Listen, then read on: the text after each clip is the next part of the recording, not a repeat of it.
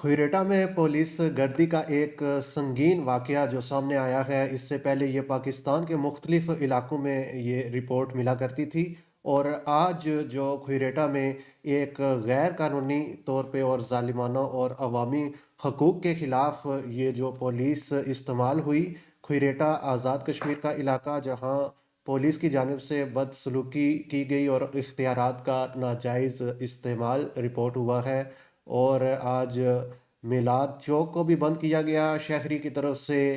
Press conference بھی کی گئی، اور یہ رمضان کا مبارک مہینہ جہاں لوگ روزے رکھتے ہیں اور اپنے گناہوں سے معافی مانگتے ہیں، لیکن آج یہ جو کھریٹا میلاد چوک میں ایک افسوسناک اور دل دہلا دینے والا واقعہ پیش آیا، جس نے ہمارے معاشرتی نظام اور قانون کے رکھوالوں کے کردار پر سوالیہ نشان لگا دیا ہے۔ بزرگ تاجر راجہ رب نواز کے بیٹے راجہ عقیل رب نواز کو ایس ایچ او تھانہ کھوئیرٹا راجہ صداقت نے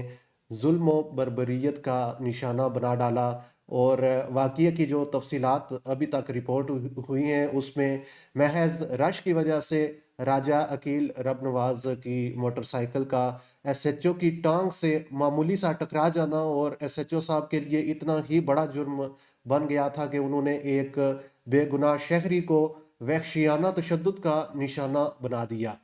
موقع پر ہی مار پیٹ کے بعد ایس ایچ او راجہ صداقت نے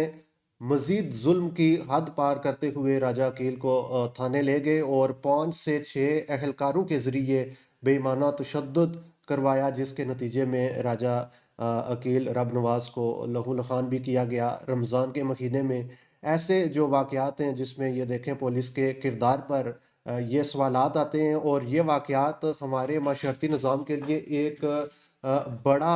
سوالیہ نشان ہے، جو کہ قانون کے رکھوالے جو ظلم کا شکار بناتے ہیں عام شہریوں کو، تو عام شہری اس وقت کہاں جائیں؟ پولیس کا بنیادی کام عوام کی حفاظت اور انصاف فراہم کرنا ہوتا ہے، لیکن جب یہی پولیس عوام کے ساتھ ظلم اور جبر کرتی ہے تو عوام کا اعتماد ٹوٹ جاتا ہے۔ اور رمضان کے مہینے میں گالم گلوچ اور ایسے تشدد کے واقعات واقعتاً ایک بڑا سوالیہ نشان ہے۔ سوال یہ ہے کہ کیا کھوئیرٹا کے شہری ہمیشہ اسی جبر کے نظام میں جینے کے لیے مجبور رہیں گے، اور کیا حکام بالا اس معاملے کے اوپر کوئی فوری اور شفاف انکوائری کروا کر ایس ایچ او اور تشدد میں ملوث تمام اہلکاروں کو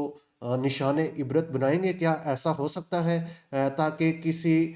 آئندہ ایسے واقعے میں جہاں اپنی وردی کے غرور میں کسی معصوم شہری کے اوپر ظلم نہ ڈھایا جا سکے؟ اور کھوئیرٹا کے جو غیرت مند عوام ہیں ان کو بھی سوچنا ہوگا کہ وہ بھی جو غفلت کی نیند ہے اس سے جاگیں، اور اگر آج ہم نے اس ظلم کے خلاف متحد ہو کر آواز نہ اٹھائی تو کل یہی ظلم کسی اور گھر کا چراغ گل کر دے گا۔ ہمیں اپنی نسلوں کے مستقبل کے لیے کھڑا ہونا ہوگا تاکہ ایسے واقعات میں کمی لائی جا سکے۔